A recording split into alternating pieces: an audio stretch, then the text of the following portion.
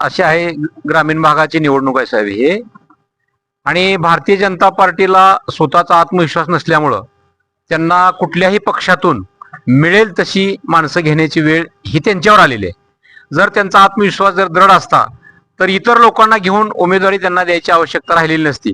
आज ग्रामीण भागामध्ये कष्टकऱ्यांचं शेतकऱ्यांचं कंबरड मोडलेलं आहे.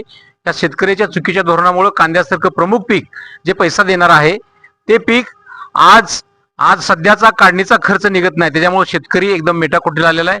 सोयाबीन, माझं आव्हान आहे तुमच्या माध्यमातून भारतीय जनता पार्टीला, जर शासनाच्या हमी भावाप्रमाणे तुळजापूर तालुक्यातल्या बाजार समितीमध्ये एक जरी शेतकऱ्याचं सोयाबीनचं पीक हे जर शेतकऱ्याला शासनाच्या भावाप्रमाणे दिला असला तर मी देखील भाजपचा समर्थ मी द्यायला तयार आहे.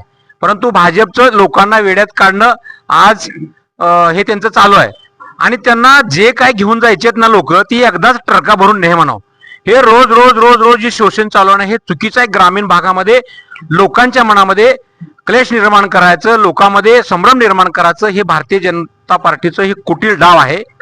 जसं इदे अमीन हा एका राज्याचा प्रमुख होता, तो लोकांचं शोषण करायचा, त्याप्रमाणे भारतीय जनता पार्टी हे इथं सर्व पक्षातल्या लोकांचं शोषण करण्याचं धोरण हे भारतीय जनता पार्टी करते.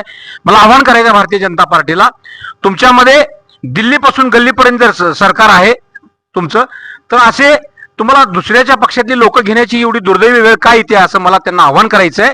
तुम्ही निष्ठावंतांचं काय विचार केलाय, तुम्ही त्यांना काय विचार आहे त्यांच्याकडे निष्ठावंतांचं, ज्यांनी काबाड कष्ट करून बायकोकडनं एसटीला पैसे घेऊन तुमच्या कार्यक्रमाला हजेरी लावली, जुन्या भारतीय जनता पार्टीच्या कार्यकर्त्यांनी, संघाच्या कार्यकर्त्यांनी, आज त्यांचं काय आहे. मला तुमच्या माध्यमातून एवढंच सांगायचं आहे, टीव्हीच्या माध्यमातून, भारतीय जनता पार्टी समाजामध्ये पक्षामध्ये घराघरामध्ये भांडण लावून मतभेद भिन्नता करायची आणि आम्ही लय मोठे आहोत एवढं दाखवायचं आहे.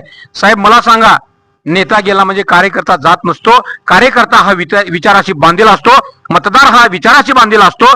नेत्याच्या मागे फरफटीत जाणारं महाविकास आघाडीचा कार्यकर्ता नाही. त्यांचा कार्यक्रम आम्ही विधानसभेत केलेला होता, परंतु थोड्या मतामध्ये आम्हाला वेळ खूप कमी होता.